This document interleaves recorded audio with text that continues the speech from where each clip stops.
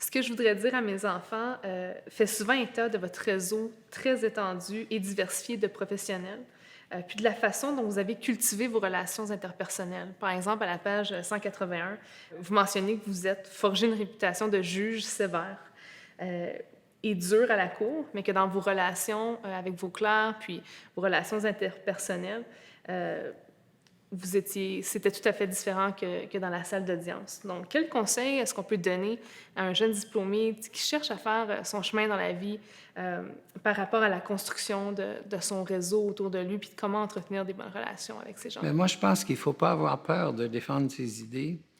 Puis, il faut toujours être bien préparé. Quand on est très convaincu qu'on a travaillé ces dossiers, ben on les défend avec force.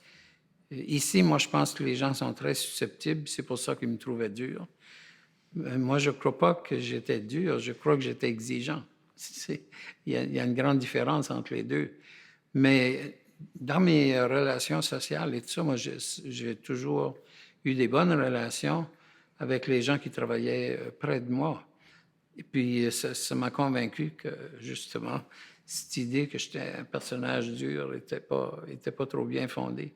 Mais c'est fatigant d'avoir l'impression que les gens te voient différemment de ce que tu as le sentiment d'être toi-même. Combien de personnes m'ont dit que vous étiez tough but fair?